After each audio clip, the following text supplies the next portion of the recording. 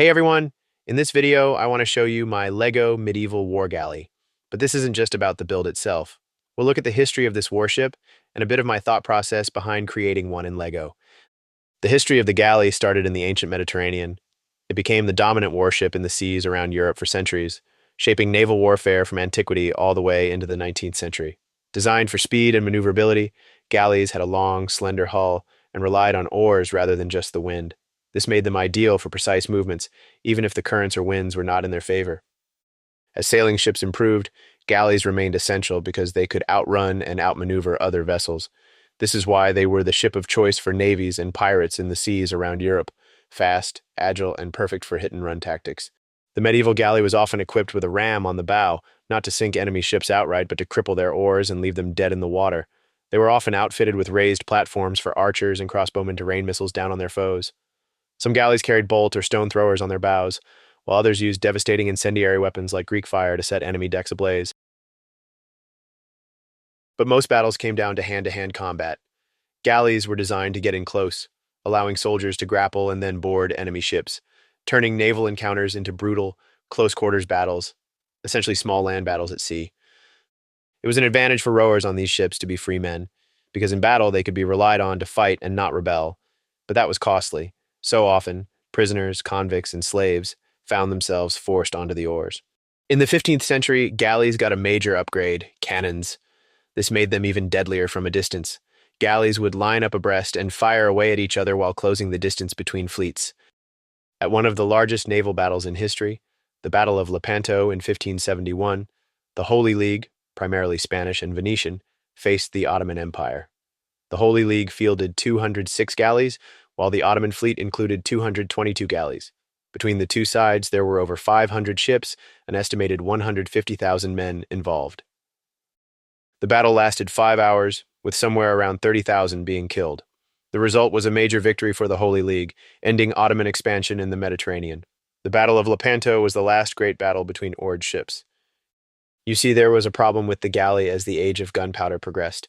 The bow had limited space, restricting the number of cannons that could be carried and making reloading difficult. The sides of the galley were crowded with oars and men, leaving little room for cannons and their crews. Conversely, sailing ships had the room to add rows and rows of cannons on their decks. They could then let loose devastating broadsides, becoming the kings of naval warfare, and the galley gradually faded from major naval battles. However, they still saw use in shallow seas, rivers, and harbor defense for centuries. Galleys had other disadvantages than their limited firepower. Their design wasn't well suited for the open ocean, and their relatively small hull meant they couldn't carry much cargo. This limited their range and made them less suited as trade ships compared to larger sailing vessels. They were also expensive to operate due to the number of men needed to man the oars. For long voyages, cargo ships like the Cog, Caravel, or Carrack were the better ships. And that's the story of the galley, a warship that ruled the seas for over 2,000 years. Now let's take a closer look at my LEGO galley from a few different angles and talk about the build itself. The idea for this galley actually came about while I was researching for my LEGO Carrack project, which, by the way, I made a video on, so go check that out next if you haven't seen it yet. While learning about medieval naval battles, I realized that galleys played a huge role, so I figured I had to build one for my LEGO world at a scale that matched my Carrack.